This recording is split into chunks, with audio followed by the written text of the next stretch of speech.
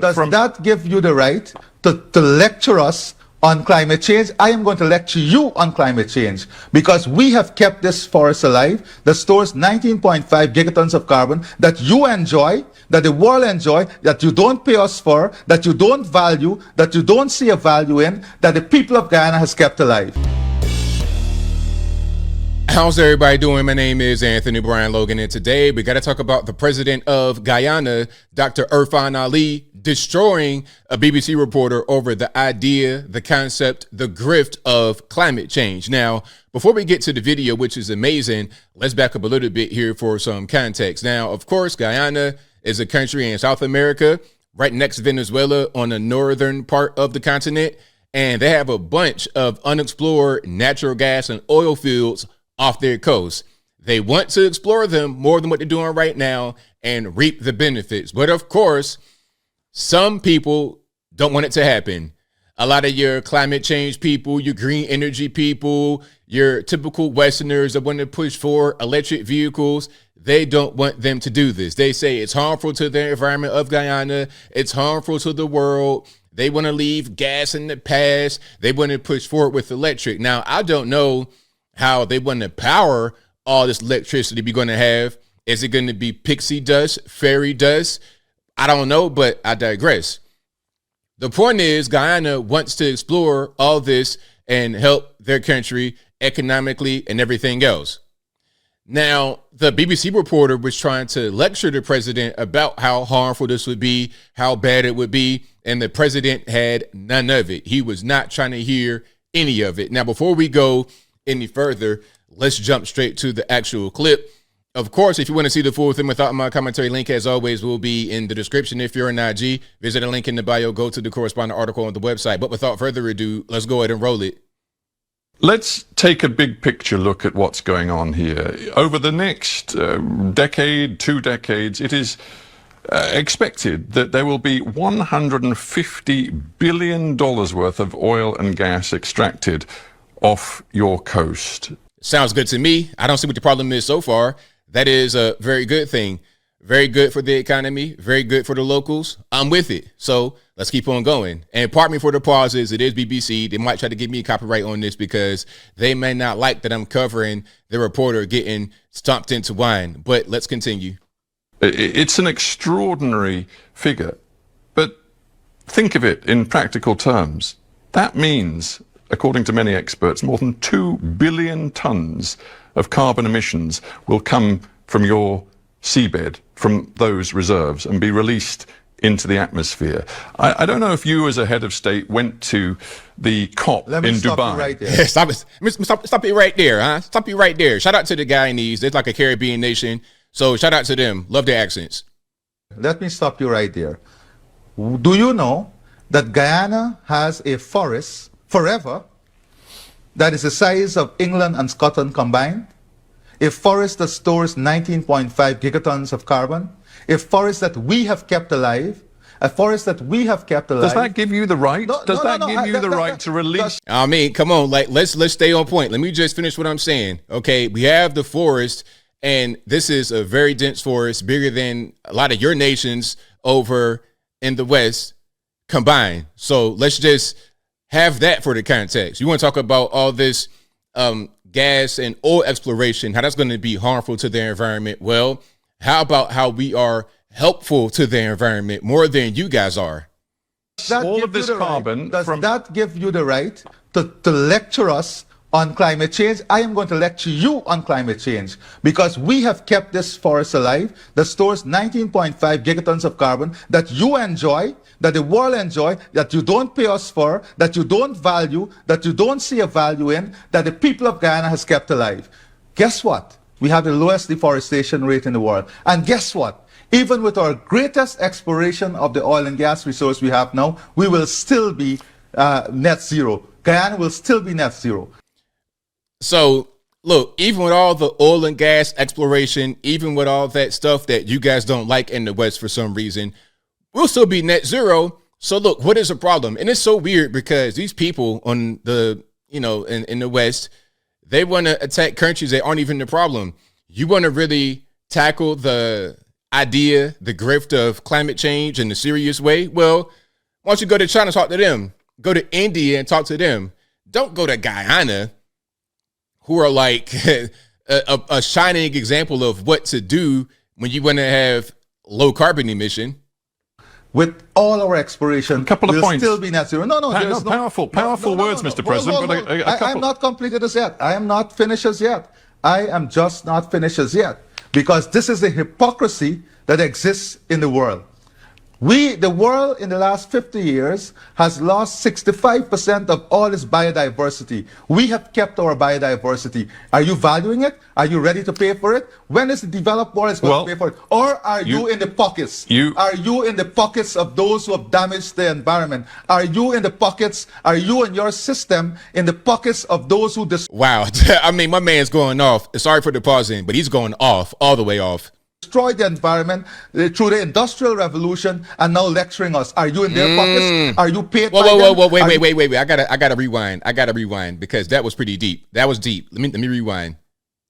Okay, let's start it right here. Are you in the pockets of those who have damaged the environment? Are you in the pockets, are you and your system in the pockets of those who destroyed the environment through the Industrial Revolution and now lecturing us? Are you in their pockets? Are you paid by them? Are you paid to keep their Mr. message President. alive? There is no hypocrisy in our position. The Center for Wow, my man, Dr. Irfan Ali, the president of Guyana, coming with truth bombs all day long. International environmental there is no law hypocrisy. has described the oil and gas production in Guyana as turning your country from, as you rightly put it, a carbon sink into a potential, quote, carbon bomb. Now, you may say you have every A carbon bomb. right to exploit that oil that and is gas. ridiculous. We even with exploring and production of all our resources, we are going to still be carbon neutral. We are still going to be carbon neutral. Let me quote to you Greenpeace, who say quite simply Here we go, Greenpeace. All these organizations. It's a grift, man. It really is, because this whole thing about climate change, we're so arrogant to believe that we as humans can just change the weather like that. Pollution is one thing. Then, that's when the gold parts start moving. Oh, it's not about changing the weather, ABL. It's about the pollution. But Guyana is not a polluting place. Again, if you really want to tackle the issue of so-called climate change and pollution, go to where it's actually happening. Go to China, BBC guy. Talk to Xi Jinping about what's going on. Talk to Narendra Modi about what's going on. Not Dr. Irfan Ali in a place that's like a shining example of what you should do when you want to preserve the environment. Come on. avoid the worst impacts of climate change. And you know that your own country is one of the most vulnerable to climate change, because most of your population lives below sea level. And we have paid, guess what? We have paid for the mitigation. We have paid for the adaptation. We are the ones who have to find revenue. No. I want to continue. I haven't. And that's something else. It's like, look, okay, you want us to not explore this natural oil and gas off our coast, which could be a big economic boom. You don't want us to do that. But at the same time, you don't want to contribute to what we got going on. You don't want us to be able to, you're not helping us go forward. You're not giving us any money. And when we're trying to make our own money with our own resources, you got a problem with that. So if you don't want to help us financially, then stay out the way. Let us do our own thing. And we're still going to be carbon neutral. We're still going to be a great place with a great environment, even with the natural oil and gas exploration. Finish telling you what Greenpeace say. Yes, but let me tell Greenpeace say we need to keep the majority of the world's remaining fossil fuels in the ground. Yeah, Greenpeace can say You're that. not doing that. Greenpeace and you can say that. But we need to get resources, and the developing world, we need to get resources to build the sea defenses. We need to get sea defenses to build a drainage and irrigation system. You just said that we're 6 feet below sea level. Who is going to pay for the infrastructure? Who is going to pay for the drainage and irrigation? Who is going to pay for the development and advancement of our country? Are you going to pay? It's not coming from anywhere. It's not coming from Greenpeace or anyone else. Look at the adaptation budget that is. I mean, exactly. It's like you want us to do all these things, but at the same time, you don't want to pony up the money. So let us do it. Look, we're not asking you for a handout here, sir. We got our own resources. Get out the way. Get out of the way. We'll take care of it. You just said we're 6 feet below sea level, and we need to pay for things to mitigate the damages of so-called climate change or any kind of flooding or whatever. So let us do it and stay out the way. Required for the developing world. Where is the money coming from? Isn't there a cynicism here in Georgetown, best expressed by your vice president, who said recently, because there is this climate change imperative to decarbonize, our policy is to get as much oil out of the ground as quickly as possible. Now, he said, that's harsh for those who think that you should be environmentally sound, but that is the reality of it. Those were very honest words from your vice president. And that is what we are, honest. We are practical. So you're rushing to get this oil out before any deal is done, to quote Dubai COP, to transition away from oil and gas. But look, man, at the end of the day, the resource is there. Why would you not use it? If there's going to be a time constraint to using it, why wouldn't you try to beat the clock? I don't understand. You can say we are rushing, but we are very practical. We have this natural resource, and we are going to aggressively pursue this natural resource because we have to develop our country. We are committed to the development of this region. We have to create the opportunity for our people because no one is bringing that for us. No one is bringing that for us. No one is paying our agenda. No one is paying our agenda. A final. Very, very well said. So shout out to my man. This is a whole 25-minute interview. At least this piece of it, I will link to it in the box if you guys want to see it in full. But yeah, shout out to Dr. Irfan Ali, the president of Guyana, keeping it all the way real with the reporter. I mean, these people are ridiculous. As I close, I want to say this. The whole climate change thing, it's a grift. It's phony. It's not really, it's bogus. It's really not really a real thing. And I think it's a way to keep developing nations from developing, from being able to go forward.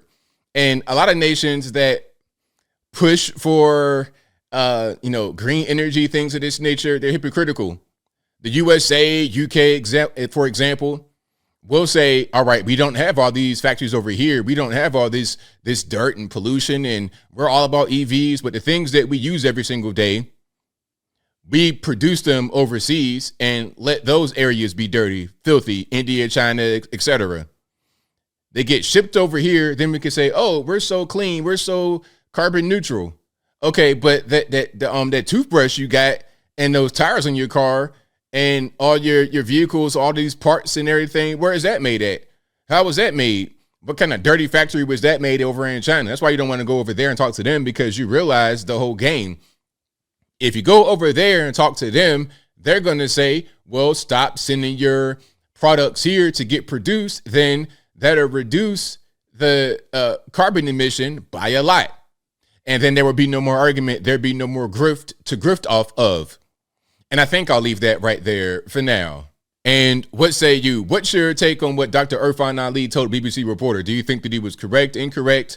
Whatever your thoughts are, let me know in the comments below. You guys know where I'm at. I think this was a glorious demonstration, a glorious showing by the president of Guyana. And what he said made perfect sense. 100%. And I hope that more nations stand up to the woke mob of climate change, because these people are really ridiculous. They're not really serious. And I think they have some financial incentive for themselves. They're not really trying to do the best thing for our world. And they're definitely not trying to help these individual nations. But whatever your thoughts are, please let me know in the comments below. And that's all I got to say for this video. If you like what you heard, please comment, rate, share, and subscribe. Peace.